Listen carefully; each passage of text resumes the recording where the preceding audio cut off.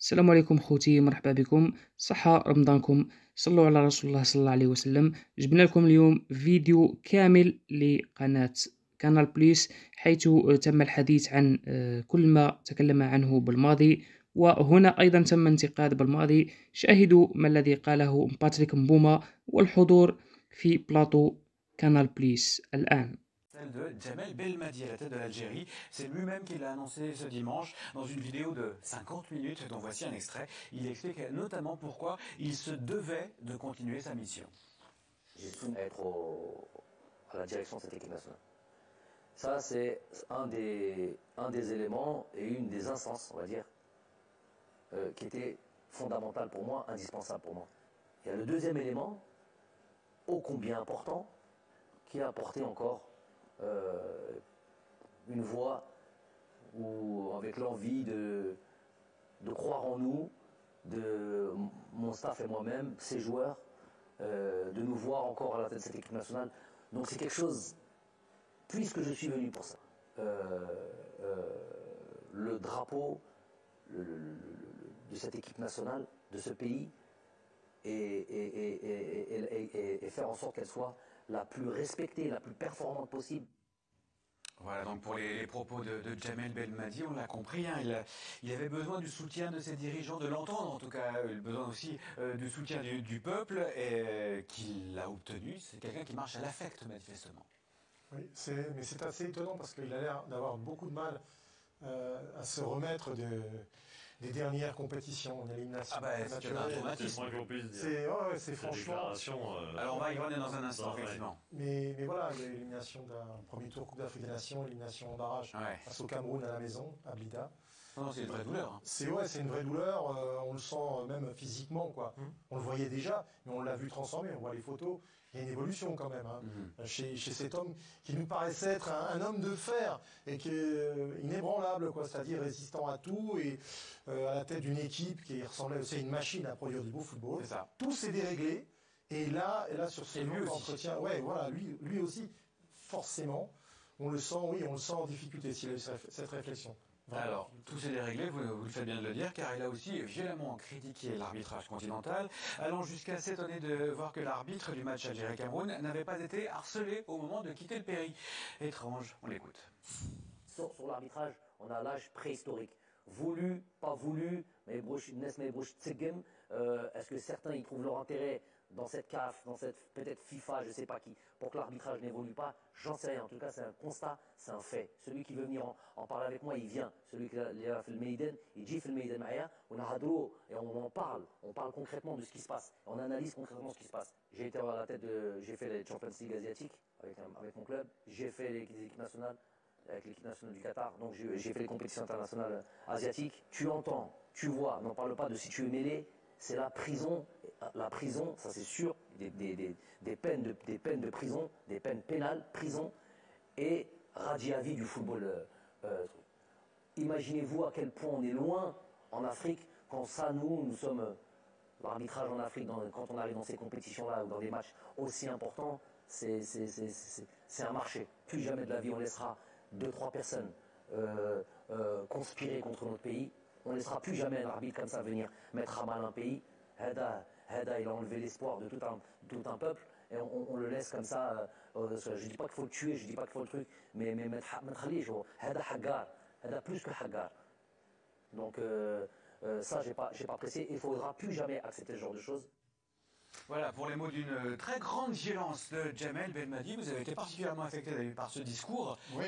C'est un véritable dérapage, on est d'accord ? Totalement, avec tout le respect que j'ai pour l'ancien joueur et le sélectionneur, le technicien. Le champion d'Afrique de 2019. Bien sûr, c'est juste intolérable. Je veux dire, à un moment donné, il faut s'arrêter avec ce type de discours. Bien évidemment que le football africain a des problèmes. Bien évidemment que nous pouvons améliorer au niveau de l'arbitrage. Je suis désolé, nous sommes tous ici. Il y a aussi des couacs en Europe. Il y a aussi des couacs dans les grandes compétitions européennes. Donc, je pense qu'il faut quand même prendre un peu de hauteur. C'est arrivé dans la gestion d'émotions. Je pense qu'il a aussi des choses à revoir de son côté, puisqu'on l'a vu dès le premier match à la CAN. la manière dont ces joueurs se sont comportés sur les matchs qui ont suivi, on a pu voir beaucoup de stress. Et lui, en tant que technicien, il aurait dû prendre la hauteur. Et on voit que malgré les semaines et les jours qui sont passés, il est toujours au même niveau en termes de colère et autres. Donc, ouais, mais moi qui m'explique, qu'est-ce qu'il attendait, qu'est-ce qu'on devait faire à cet arbitre. Je veux dire, à un moment donné, on doit avoir un discours tout autre. Bien évidemment que le football africain doit évoluer, encore une fois. L'arbitrage, ce n'est pas facile. Ce n'est pas facile. Des fois, même derrière un écran, on regarde les images 3, 4, 5 fois, et on a du mal à être d'accord avec son collègue de travail. Donc, bien évidemment, il faut déjà louer la résilience du corps arbitral sur le continent, les aider à avoir les outils pour pouvoir s'améliorer. Mais il ne faut plus tenir ce type de discours, si vous me permettez, parce que ça vient envenimer un peu une pensée qu'on retrouve sur le continent. Et on a entendu beaucoup de choses sur les réseaux sociaux et autres. Et il vient là, par sa sortie, donner du crédit à des gens qui ont une pensée très étroite. Jusqu'où faut-il aller? En tout cas, pas jusque-là, puisqu'il disait tout simplement pourquoi est-ce que cet arbitre, lorsqu'il est reparti de chez nous dans l'aéroport, on n'est pas allé l'embêter, le harceler? Je dis pas qu'il faut le tuer, bien évidemment, mais, voilà, ne pas le laisser repartir tranquillement, c'est terrible. Mais à la fois, il y a à la fois du déni dans la manière dont Belmadi gère cette après-élimination. Et de toute façon, comme il faut rappeler le délai, ce que vient de faire Guy, rappeler le délai, on n'est pas loin d'un mois après. Ouais. Non mais un mois après tenir des discours comme ça, c'est au-delà du déni, c'est du délire, pardon, un véritable délire de la part de Jamel Belmadi. Et quand il parle de préhistoire de l'arbitrage, je suis d'accord, l'arbitrage africain n'est pas au niveau et il faut absolument travailler beaucoup plus encore pour l'améliorer. Ok, mais ce qu'il dit, lui, ses solutions, faire pression sur l'arbitre. Il raconte qu'il l'a croisé 2 fois dans les aéroports, qu'il a fait pression sur lui, qu'il lui a dit ce qu'il pensait, machin. Mais ça, c'est la préhistoire, par contre. Alors ça, c'est exactement la préhistoire.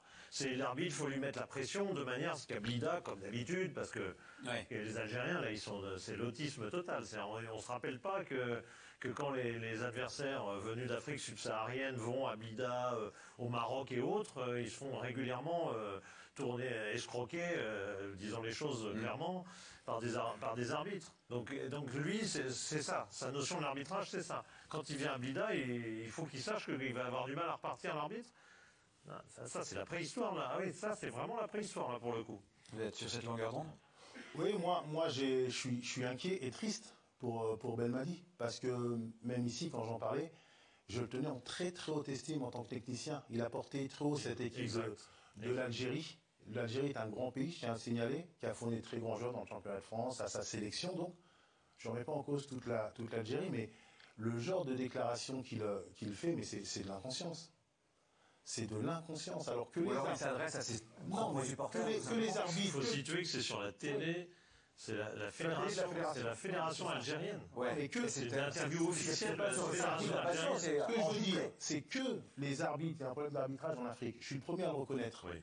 Mais sur le match en question, qui le met dans cet état-là, il n'y a pas lieu de se plaindre de l'arbitrage. Alors, il peut être énervé après le match. Et encore, en tant que technicien, on doit avoir quand même de la retenue, on doit avoir de la hauteur, et on doit analyser.